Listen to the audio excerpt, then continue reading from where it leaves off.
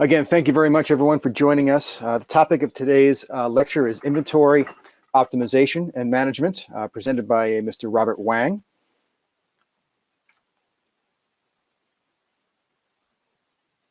Next slide, please, Robert.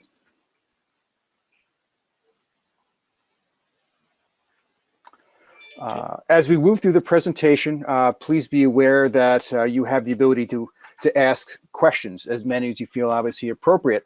There is a question section on the dashboard to your right. You pull down the arrow, and it's pretty simple thereafter. Have any questions? I believe you can put your hand up within the system, and we can email you that way. Robert, next slide, please.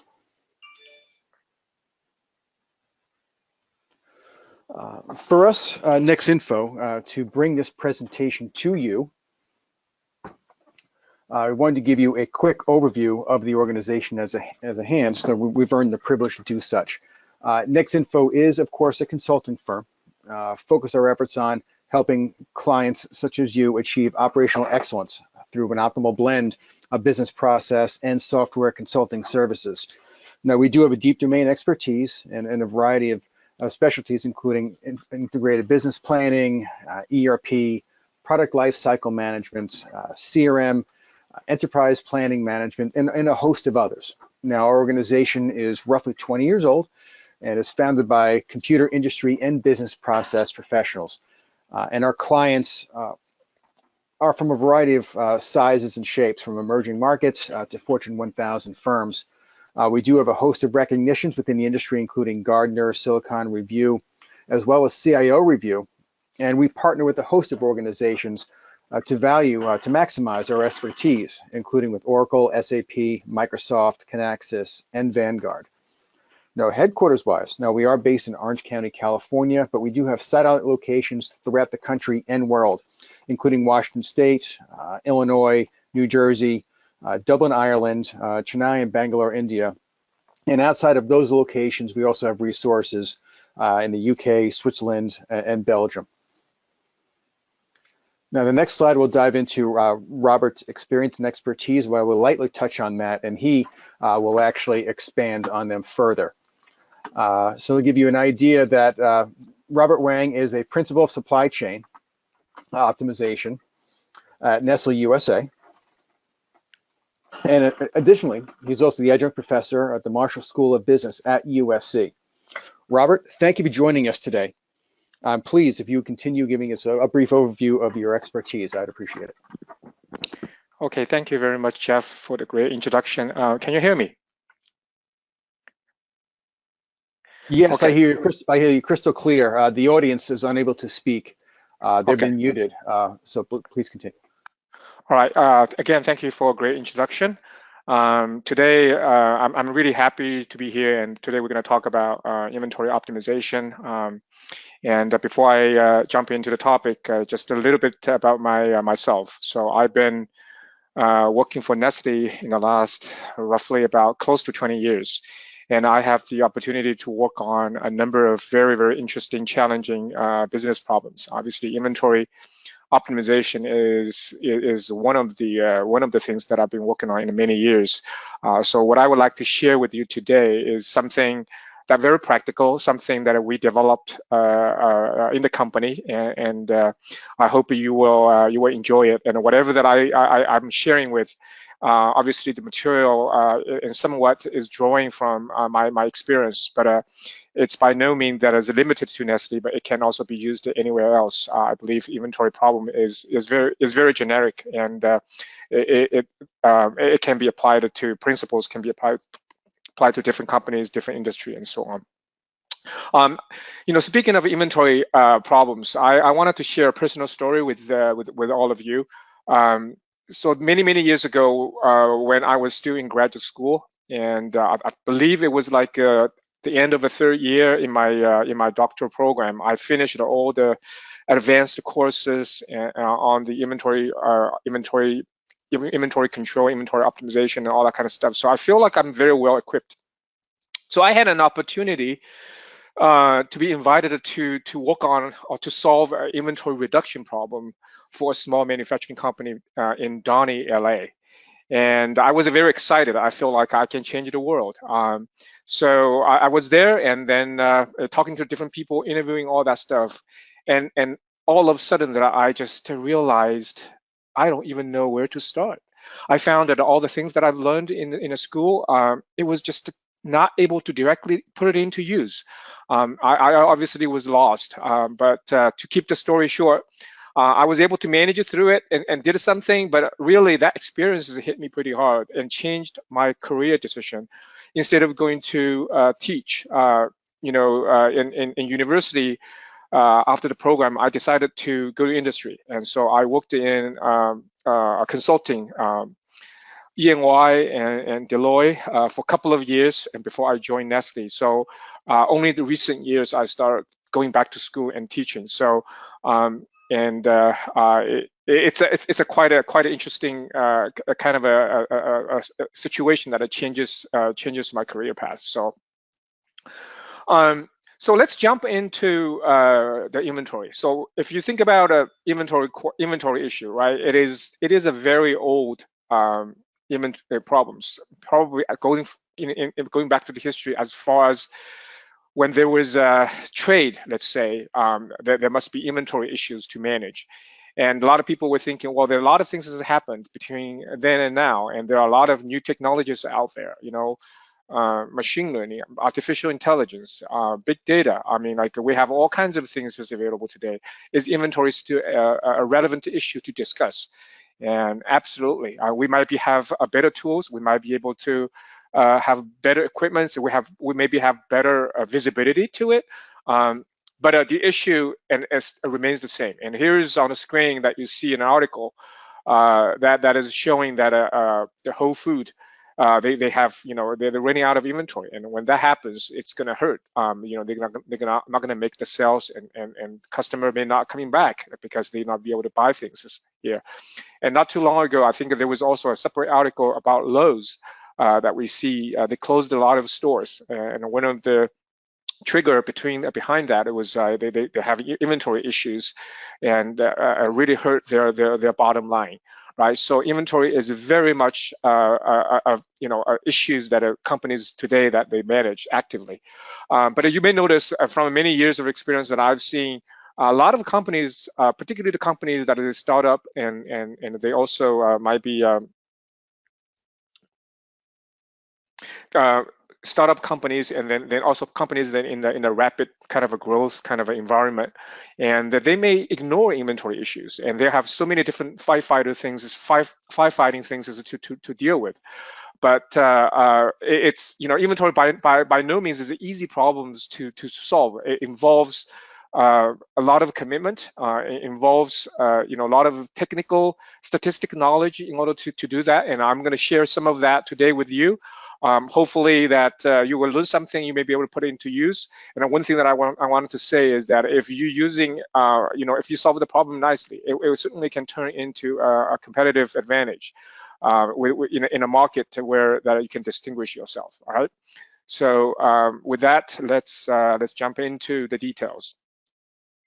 So like we solve any other problems, right? So the first thing we wanted to do is really to find the root cause of it, understand the nature of the problem. So why do we need to have inventory to begin with? And you might have heard a lot of things as people saying inventory is the Eve, and that's is the evil, and that is probably some kind of a statement, maybe simply wanted to attract your attention. Inventory there for a reason. And here we wanted to understand what the reason is.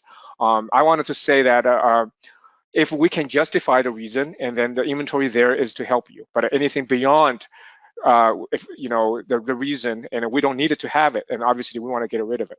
So there are really, to summarize it, there are four types of reason behind it that carries inventory. The first one is what we call uncertainty, right? So you're dealing with demand. The demand is very uncertain, and you can forecast it, but nobody can forecast 100%. So in order to deal with that uncertainty, you have to have some kind of a buffer. You have to carry enough inventory just to cover when there are more demand than originally anticipated. And then there's also a bunch of other uncertainties that are in the supply chain as well. So for example, the lead time. There's all kinds of lead time, order lead time. There are lead time of, there's a transportation lead time. And then you're also facing, the supply, because you always have probably the parts and raw materials that's getting from your supply, and then you're doing your production. And there's uncertainty about their supply as well. There's uncertainty about your production, whether you be able to attain the quantities that you plan to. So all kinds of uncertainty that you deal with in your process. And we needed to carry this type of inventory. We call this safety stock. And if you would look at the bottom part of the slides, and the safety stock is there, just sitting there, constantly sitting there, just to protect to protect the uncertainty that you be able to mitigate the risks that you get yourself exposed. Okay, so that's the one type. So the next type is what we called the cycle stock, which is something that it's the reason for that is that we all like to do things in batch. So what I mean by batch, so when you order something, you don't order just the quantity that immediately for your demand. So for example, if you go to Costco, you buy bathroom tissues. You don't buy just a roll of tissues just for today. And the moment that you buy a bunch of them, and you stock them up, right?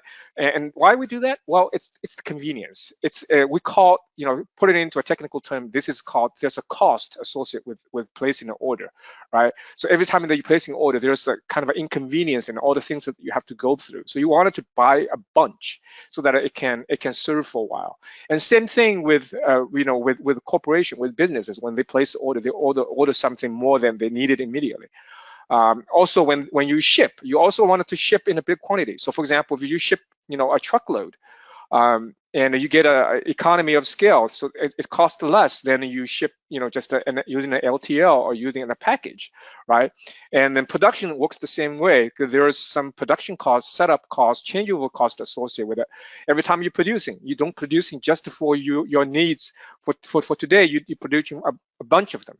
So that drives what we call the cycle stock. Every time you order something, you bring up your inventory, and then the inventory will deplete. If you see the chart, you see the diagram on the bottom. The saw-shaped kind of a diagram, and it depletes it, and until you get to a certain point, you're going to order again, right? So the amount of inventory you carry, and to fulfill the needs until the next order, what we called that inventory called a cycle stock, and it's always comes in kind of a saw shape type of things. So keep that in mind. The third type is what we called, it's a type of inventory we called inventory build. So what behind the inventory build is because of a lot of products that you buy, you sell, it has the seasonality in nature. And a certain time of the year, there might be higher demand. And you can see this diagram here that the demand is quite low in the beginning of the year, but towards the middle and towards the later part of the year, the demand gets high, and then it goes down again. When the factory companies that they build their production capacity, they don't want to necessarily build the capacity to meet the demand at the peak, because that means that you have the facility or also the laborers that is sitting in idle when it's low. So you kind of like wanted to have the capacity somewhere in the middle, and so what you wanted to do instead is that you actually build up inventory at the low season, and then for the inventory can be consumed in the high season to fill the gap of the high demand in the season, right? So if you do that, when you build up inventory, this inventory that you particularly built is called, we call the inventory build, right?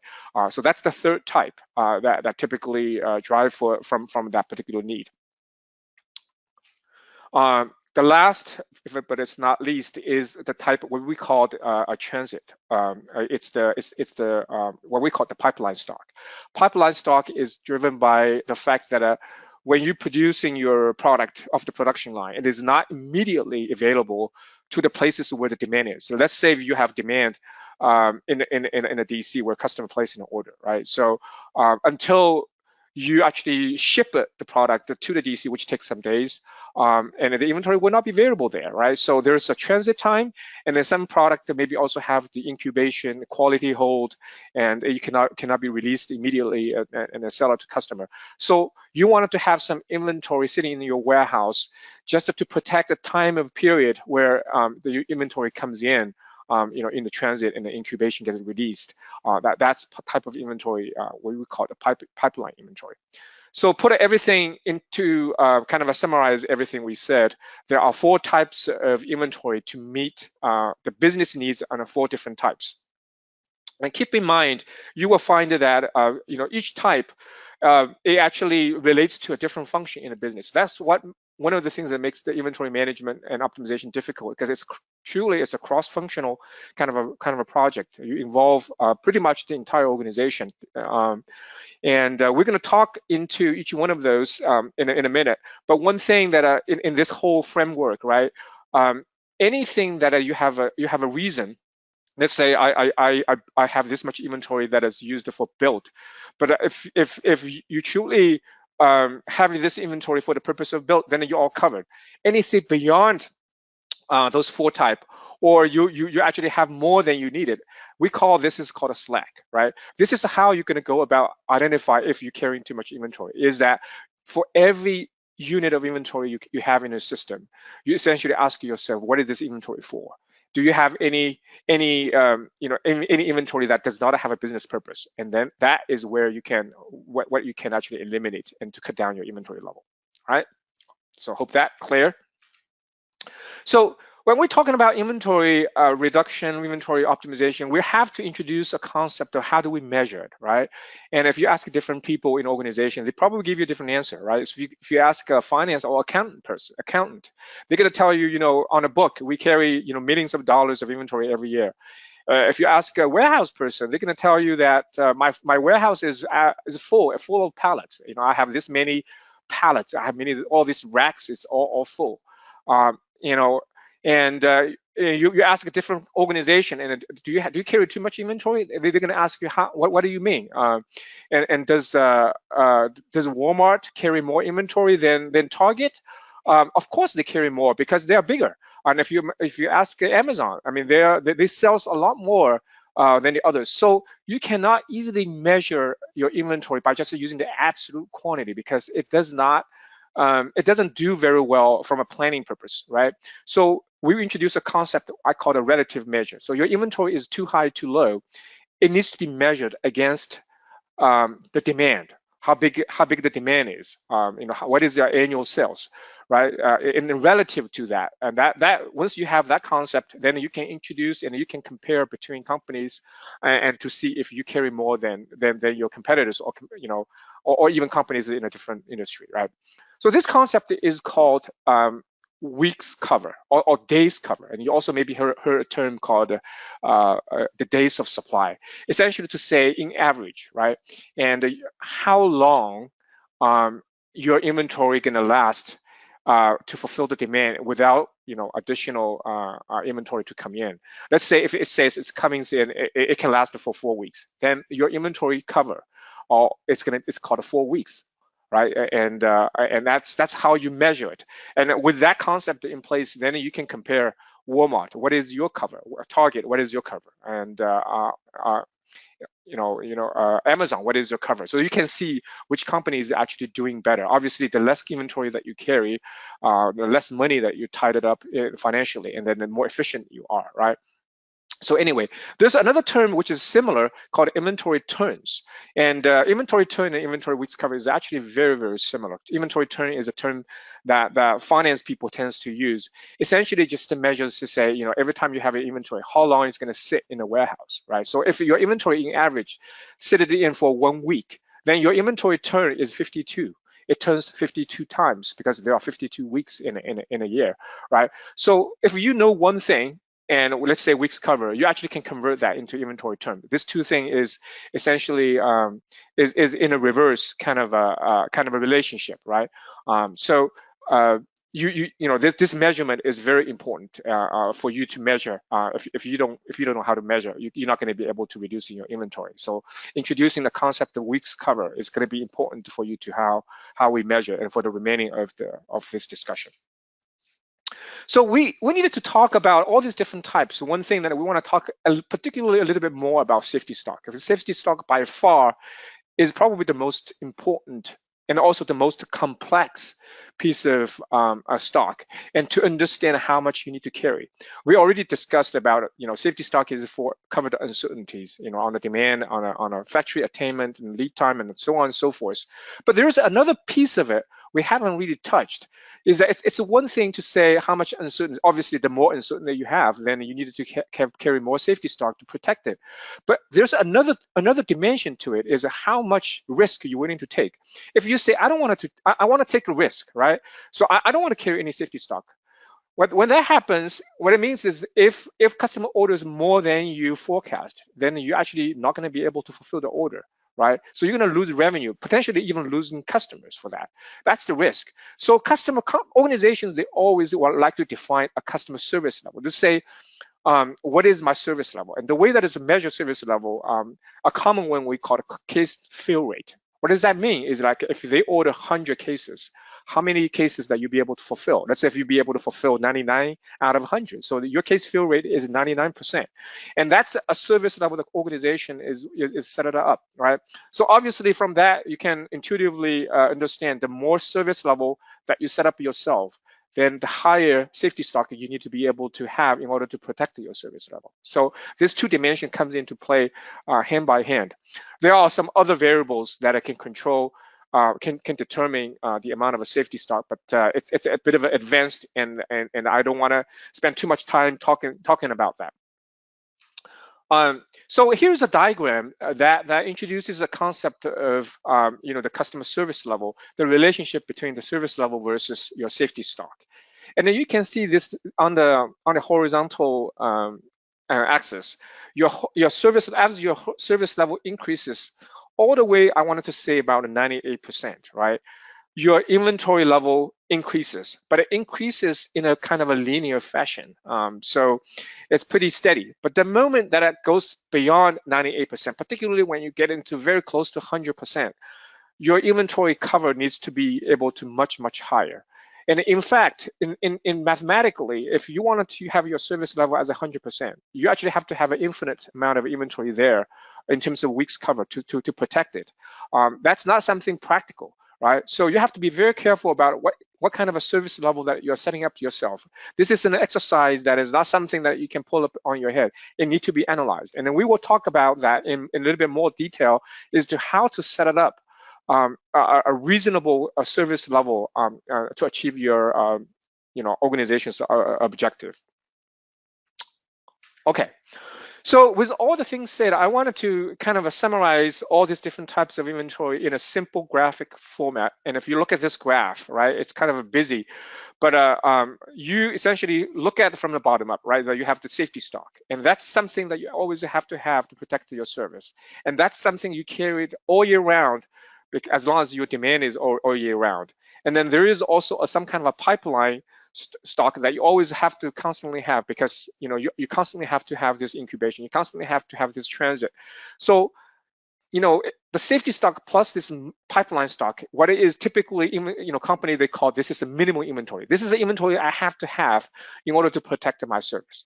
And then above and beyond that, it's a type of inventory that is controlled and dictated by the manufacturing organization, or maybe if it's a retail company, then it's dictated by the purchasing organization, right? So you have to decide what is your inventory build, what is your cycle. So on top of that, you can see there's a inventory build on the low seasons to meet the demand in the high season, and then also there's the production cycle. Obviously, the less frequent in terms of your order frequency or production, then the more cycle stock you have to carry, right? So kind of putting everything together in this chart.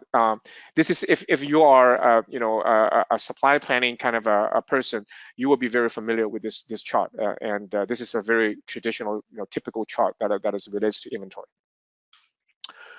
Okay, so what I wanted to talk about next is to get into a little bit of a technical detail is that obviously in order for us to manage inventory, to optimize inventory, we have to know how much we have to carry for every single inventory type, right? And we know that we talk about this. Anything beyond that 4 types is a slack, is something that we can get rid of.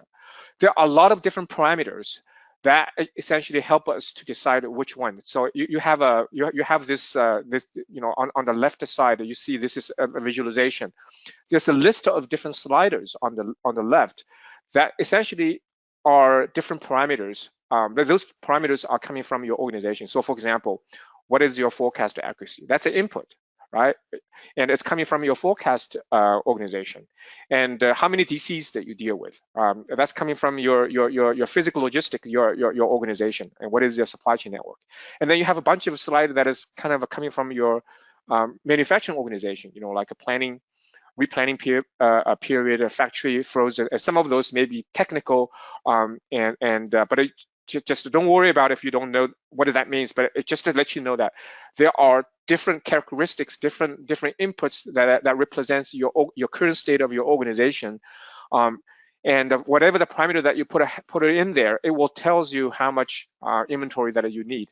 So on the bottom, you notice that there's a customer service target, and we're setting up over there on the 99%, right? So let me just to show you the dynamic visualization. This is a very nice visualization, and this tool kind of gives you some idea how the inventory level that responds to the different parameters, right? So on this, I wanted you focus on this bar here.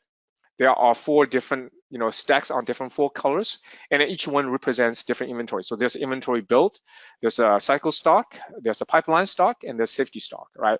So if you have a different change on a parameter, it will tells you how much each one target type of inventory that you need. Sometimes a slide can actually contribute multiple types of inventory, right? So really, as an organization, you really have to fully understand the technicality of behind all the different parameters, and then tells you drives to how much inventory you have. And this is something that typically companies do that through a software, and there's a lot of input data needs to go into, right?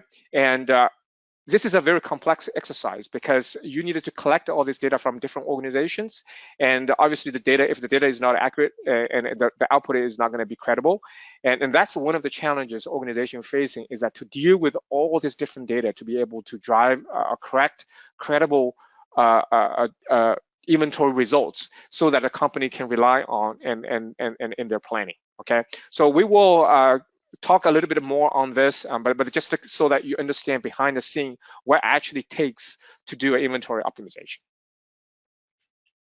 So if we look at the organization from an inventory standpoint, right, there are different things that you can do. I wanted to kind of essentially there are 2 different types of inventory optimization project.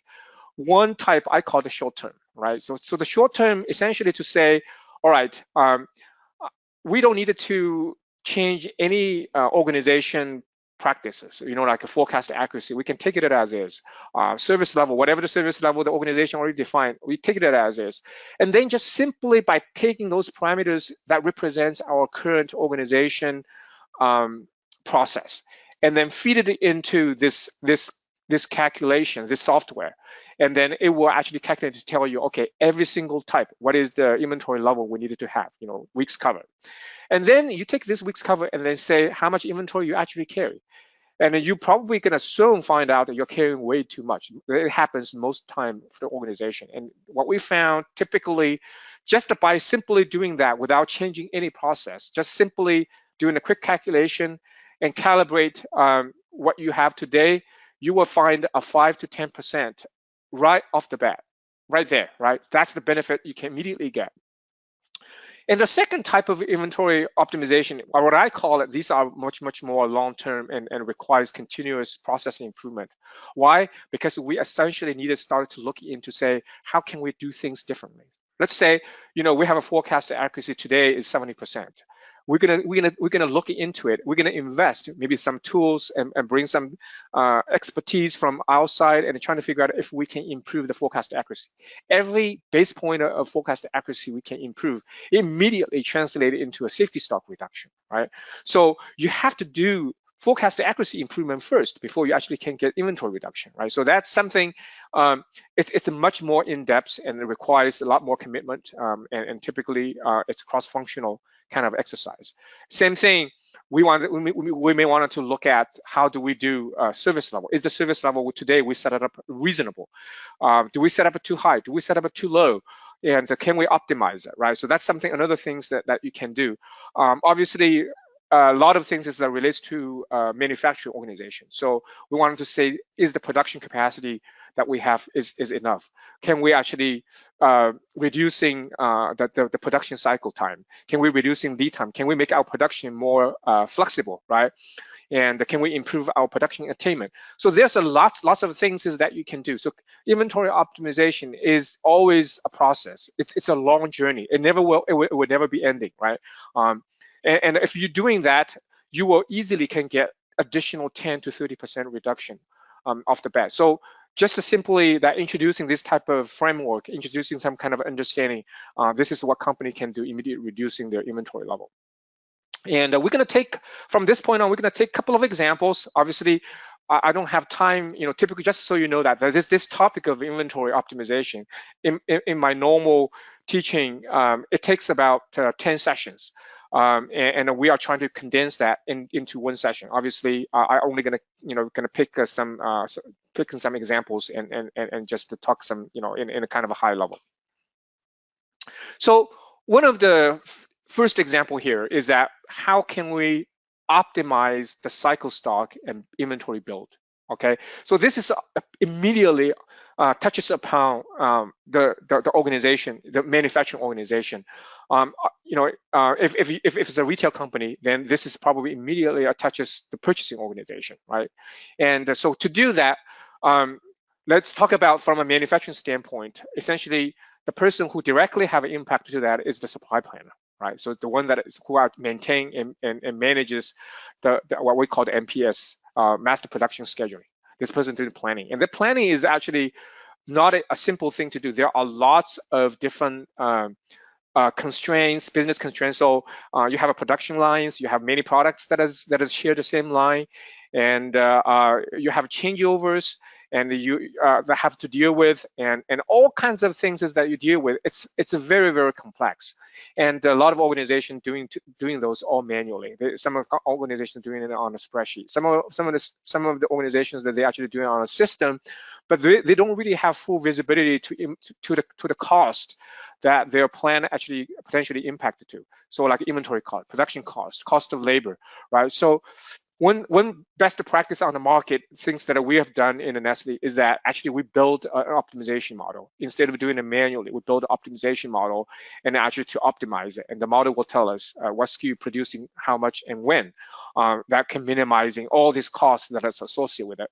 And that truly is the best ways to actually manage the cycle stock and inventory build, right? So this is a project that typically can happen, to work with your supply planning organization. The next example that we wanted to talk about is to how do we do a service level, a customer service level optimization. And earlier we already mentioned that you can different service level you set it up, they have a huge implication to the amount of inventory that you carry. So if you look at the diagram on the right hand side, and on the horizontal axis you have the service level, and if you increasing the service level target from 90 to, let's say, 100%, there is a cost called a cost of inventory is going to increase. We already talked about that, and it's going to increase exponentially when it's close to 100%, right? So we already explained that. That's pretty obvious, right? Because you wanted to make sure that it's meeting the 99%. That means that we have to carry a lot of inventory to support it, just for any given forecast accuracies that you have, and this is going to apply for it. And then there's another cost associated with that you can see. As you increasing your service level, your cost of loss to sale is actually decreasing, right? So if a customer places an order, so what is the cost of lost sales?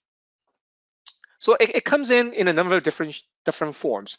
If a customer places an order and if you don't have it in stock, then the customer may turn around to say, I'm going to order it tomorrow, and when you have stock coming back. Well, in that case, probably there is not much of a loss at all, right?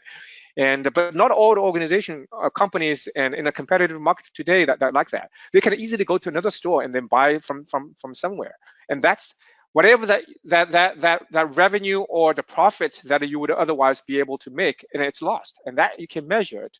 We call the cost of lost sale. And in some cases that even go more extreme, that the customer may never come back. They say, oh, once they tried the other product on a different brand or different market, they choose to continue to shop from this point on. So that loss of sale can be very devastating, right? So you really have to going through this exercise and look at your competitive environment and to figure that out, what is your cost of lost sale. And once you understand this too, now you can actually optimize it by finding a balanced sweet point and to say, this is where it's optimal, because if I do higher on a service level, I'm going to have a higher cost. If I go lower, I'm going to have a higher cost as well. You can see you're finding the lowest point in this curve that combines the cost of inventory and the cost of lost sale, right? So does that make sense? So that's how you're actually going to go do this particular exercise, right? So some of the software actually provides that kind of a framework and for you to go through that exercise. But this is something that you need to work together with probably the sales organization and work with the finance organization to figure that out. Okay, it's important.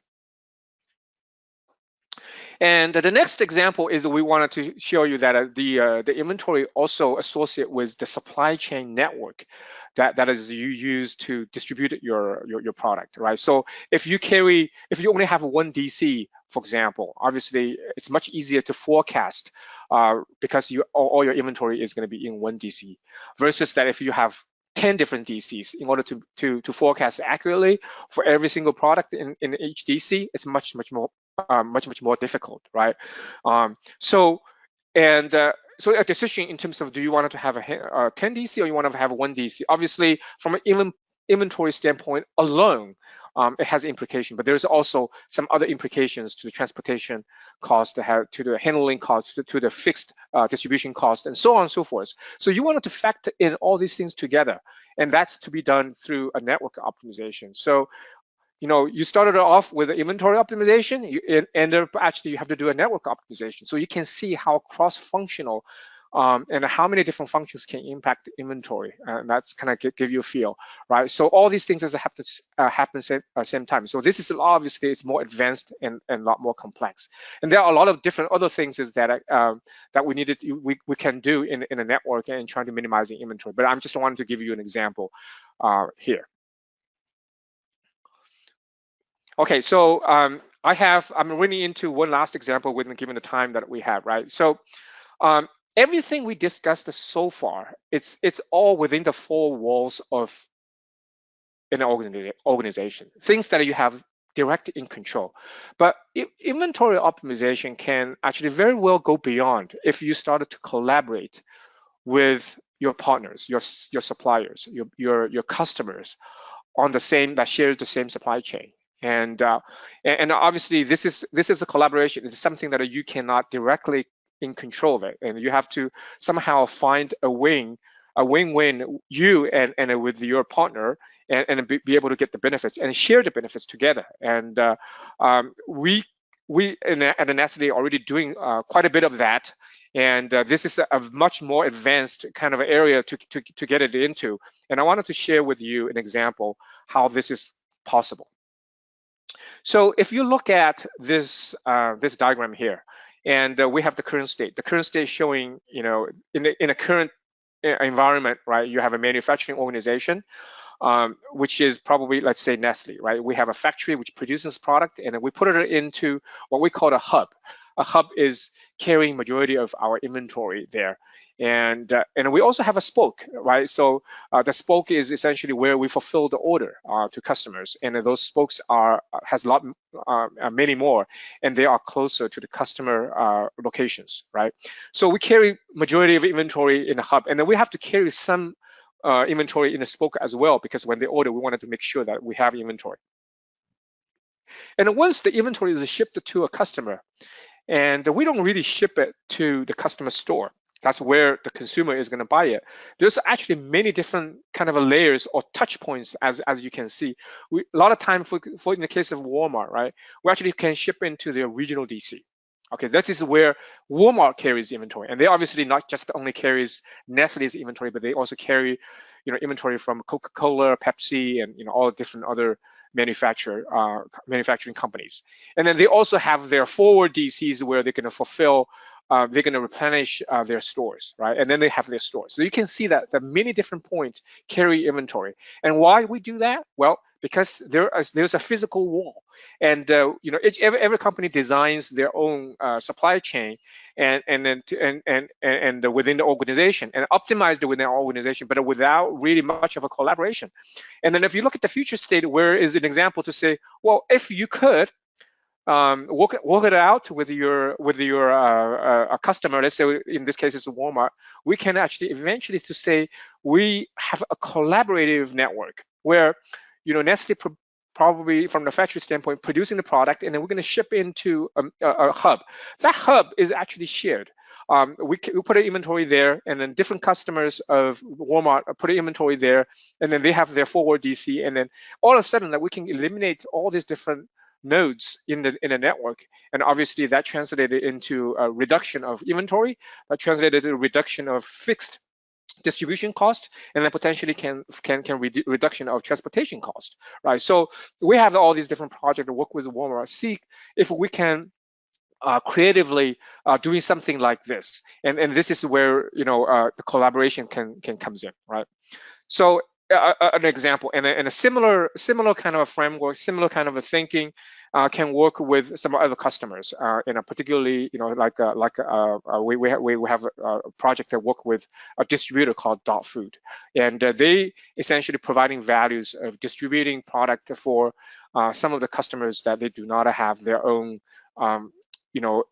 kind of a supply chain, and so they essentially providing like a 3PL kind of a capacity and to manage their supply chain. So that also can work very well in this framework, and to be able to collaborate with them and be able to design a network that's truly going to work for both organizations. Okay. So let me check on time, and I think we have about 15 minutes remaining. So I'm pretty much covered my topic, and so we have quite a bit of a time left. So I'm kind of like right now open for any questions that you have, and it's always to make it always good to have the sessions to be more interactive. So I'm going to open it up for the audience. Robert, we have a few questions in queue here. Happy to relay them to you. Let's start with the first one. In your experience, when inventory is located in multiple locations, what do you find is the best process, for tracking them? Okay, well, that's a good question. And I think that nowadays, obviously, you have to have some kind of a tracking system, tracking ways to know how much inventory you have in each location, because if you don't have that, you're blinded. So this is actually, it's been happening for many years. Most of the companies that they have, you already have, an ERP system, and the ERP system keeps in track every single transaction. So when you have your product coming from the production line, and then when it's shipped, arrived in a warehouse, and you're going to scan those, and the system register how much inventory comes in, and every time you sell it, you also have scan, and it will decrement your inventory. So what is the inventory balance? And every single minute, it's actually live and existing in a system that you have visibility to. These are obviously these days in the age of information age. This is very common across the board that companies have that. It's all mandate, and I don't know any company can survive without having a system like this. But the question really remains is how do you actually use this information and to really make a good use of it and trying to figure that out. Do you carry too much inventory? Can we reduce it? Can we, as companies still can perform, achieve your business objective, have a lower level of inventory? And that's where this talk comes in and trying to help you to figure that out, right? So hope that kind of answers that question. Well, thank you very much. I truly appreciate it. I do have another one here in the queue, but before I speak to that, please feel free to send some questions Robert's way. Happy to discuss them openly. Question number 2 here is, what is the best way to address increasing virtualization and the resulting loss of visibility and control of inventory that often occurs? Yeah, could you just qualify when you say virtual inventory? Could you elaborate a little bit more? I'm going to have to wait for someone to clarify that question. I don't have any more than what I've read. It states, what is the best way to address increasing virtualization? How about this, online inventory? Online inventory? Yeah, so a lot of companies obviously they're doing those. They have this online platform that helps sell their product, right? So even though this online platform, it's different from the traditional store kind of a thing. But behind the scene at the warehouse level, it's really not much different from a store, right? So let's say in a scenario, a store, obviously when you buy something and you're going through the checkout register process, and every product gets scanned and you pay for it, but in the system is actually decrement how much products already taken off from the store, and then the new inventory balance is all sitting in the process. But if you buy online, things are happening very similarly. All right, so when you place an order, and that order gets routed to like a fulfillment center. Let's say in Amazon. Amazon has a fulfillment center that is let's say in San Bernardino County, right over there. The order route to over there, and then obviously there's people over there in the warehouse. They pick it, and when they pick it, they're going through exactly the same process like the checkout lines, and they scan it, and then the inventory level in the warehouse immediately registered, and they capture that. And so the system knows exactly at any given moment what is the inventory level. Not only are they providing that, they actually have also have visibility to how fast that product is selling.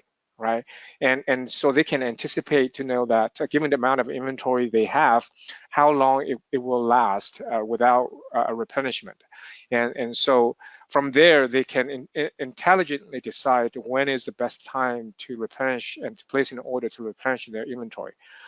So behind the scene, you have the entire supply chain is working very hard and to move the product. So all the way from let's say, you needed to replenish your inventory to your fulfillment center. Replenish from where? Or maybe replenish from the regional distribution center, right?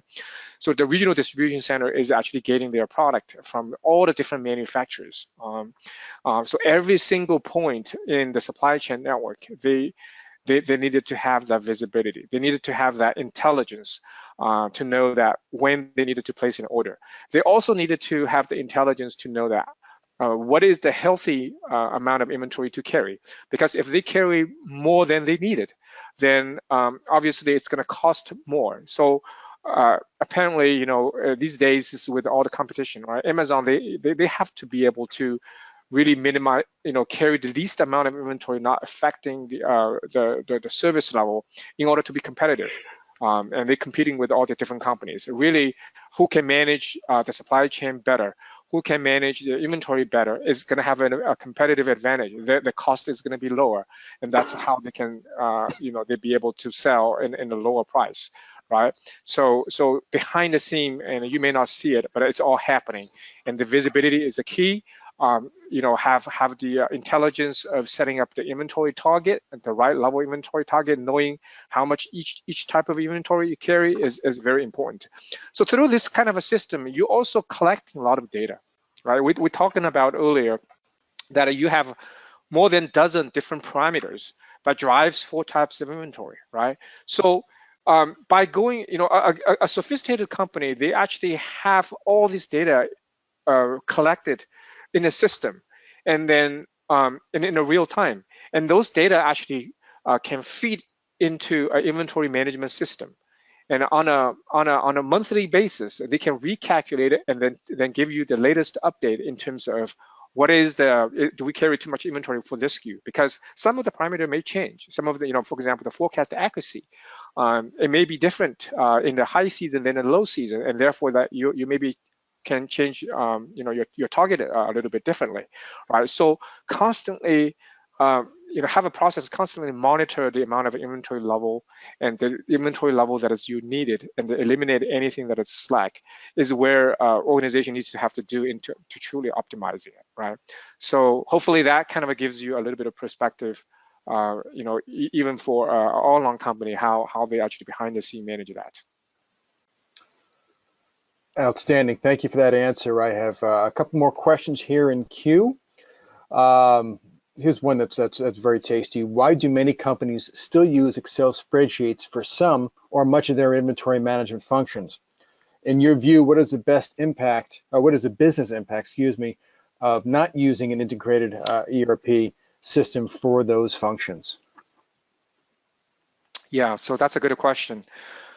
Yeah, so speaking of information system in an ERP system, right? So ERP system obviously really becomes very popular prior to the year 2000. I think there's a lot of old system out there.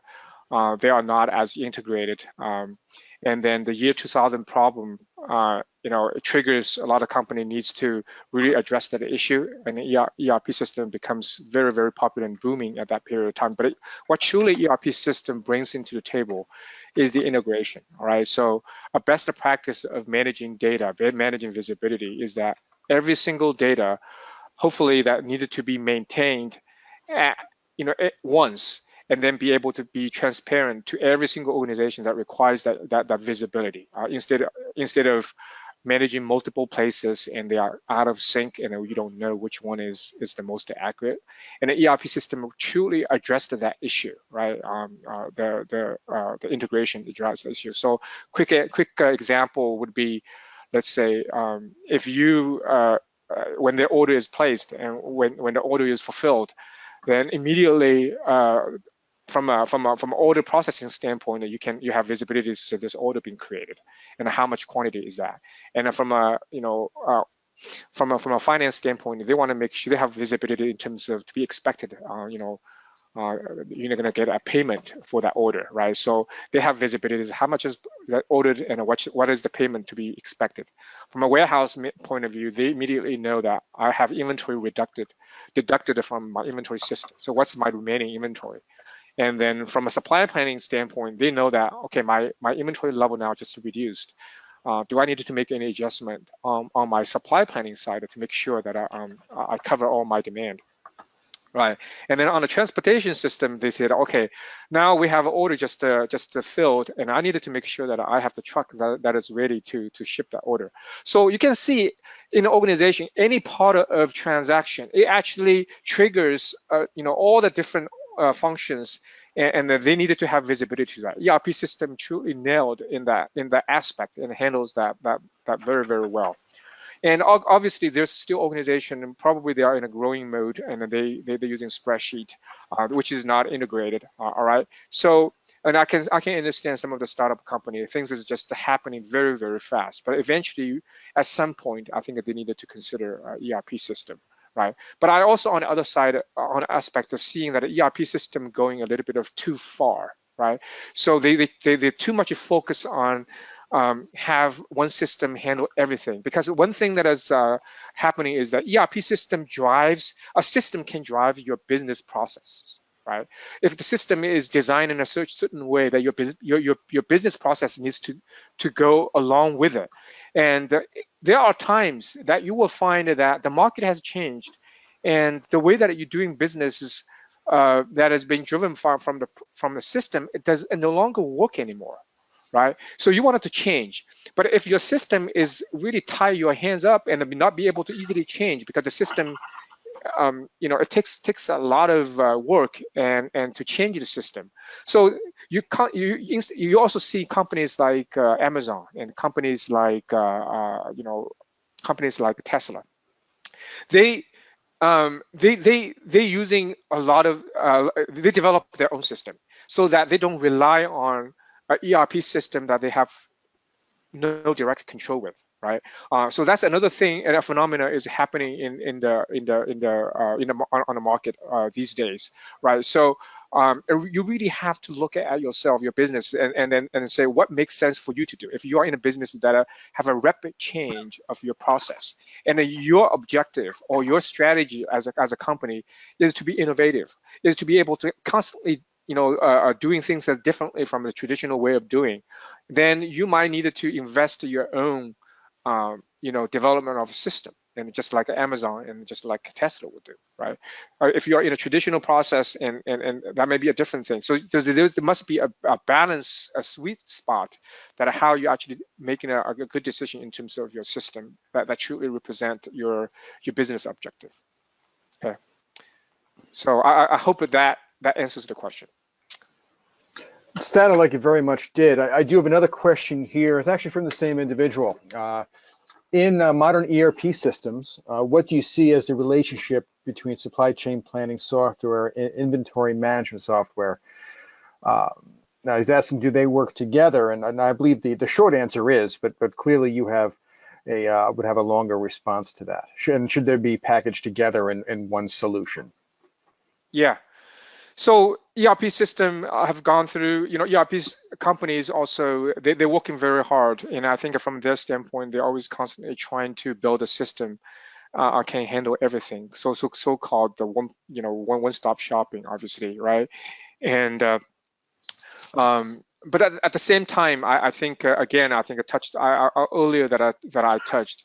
When you rely on one company doing everything, they may not be able to do everything very well, right? So I have a different view towards that.